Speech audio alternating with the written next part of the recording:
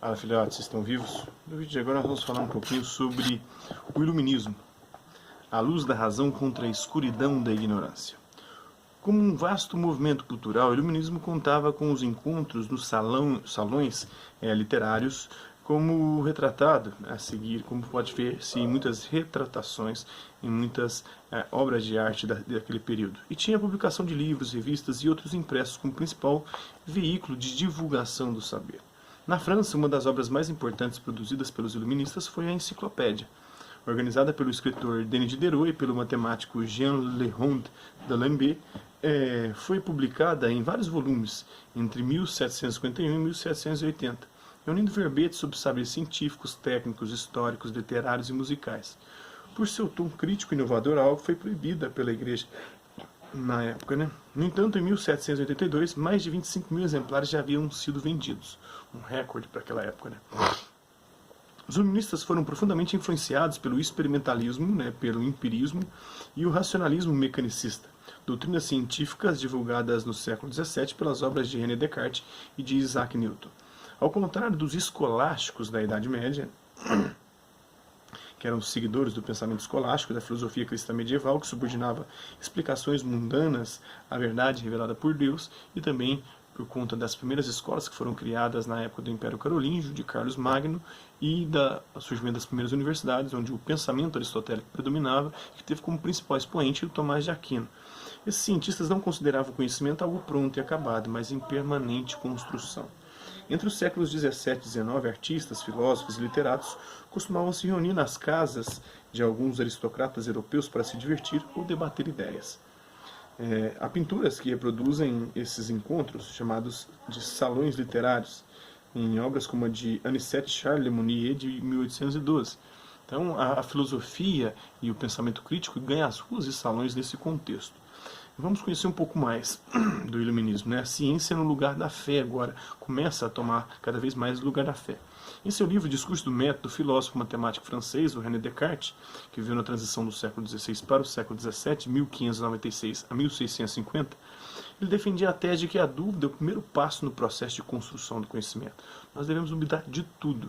Assim, ele rompia com a ideia medieval de que todo saber deve partir da verdade revelada por Deus. Então já tem uma verdade pronta, que foi revelada por Deus, e cabe a nós conhecermos ela. Para Descartes, a gente tem que duvidar até dessa verdade revelada, até chegar a algo que seja indubitável.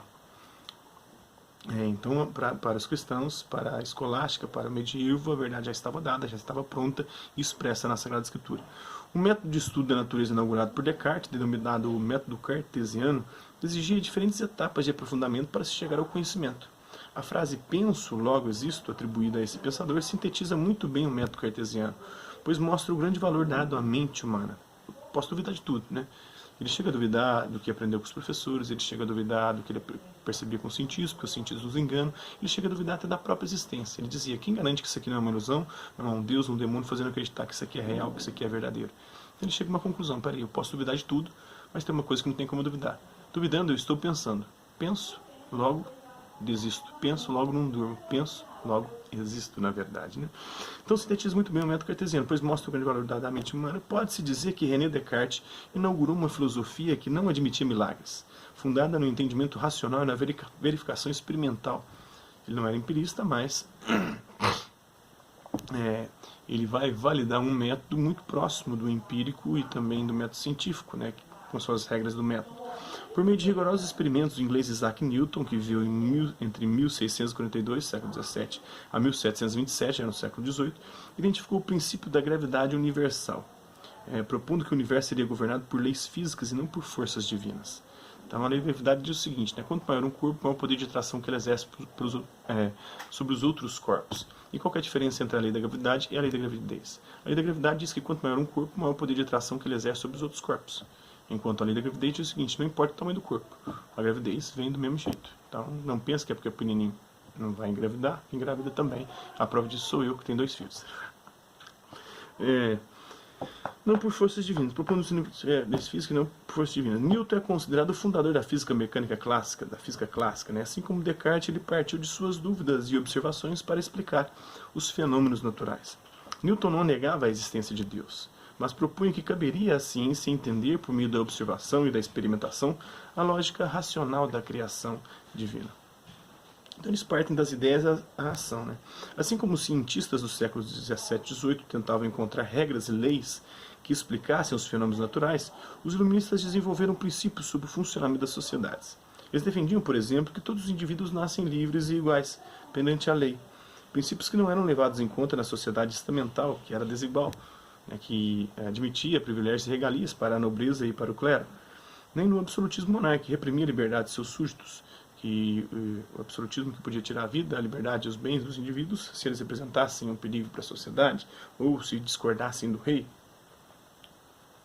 Então, desse modo, o iluminismo não só sustentou as críticas ao antigo regime, ao regime feudal, ao regime também estamental da sociedade, onde havia pouca mobilidade social e onde também havia um poder absoluto concentrado nas mãos dos governantes, mas também estimulou orientação e orientou as ações que tentavam derrubá-lo, além de apontar propostas para uma nova ordem. Em cada localidade em que floresceu, o iluminismo teve desdobramentos diferentes. Na França, deu origem à Revolução Francesa, que levou à tomada do poder pela burguesia. Na América, inspirou as lutas de independência que puseram fim ao domínio colonial. E influenciaram também a Revolução inglesa, no século XVII, mas com ideias pré-iluministas, né, principalmente de John Locke. Né. Em Portugal e em outras nações europeias, deu origem a um sistema político que ficou conhecido como o despotismo esclarecido. Influenciou também a Rússia, né, e outros países europeus.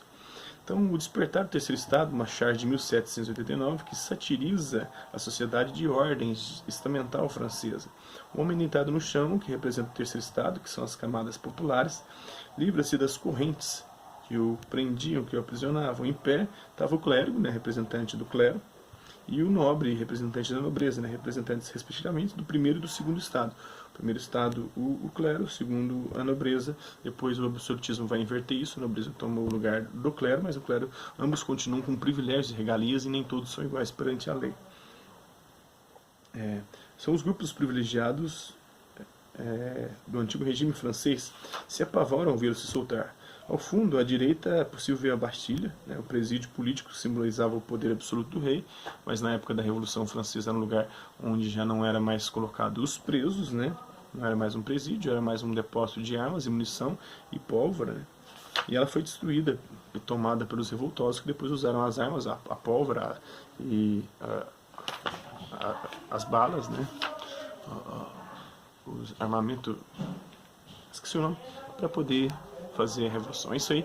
Espero que vocês tenham gostado do vídeo. Quem curtiu, dê um like. Quem não curtiu, dê um dislike. Quem se interessar pelo conteúdo do canal, é só se inscrever, ativar o sininho e guardar os próximos vídeos e as próximas notificações. É isso aí. Hasta la vista, babies. E até a próxima.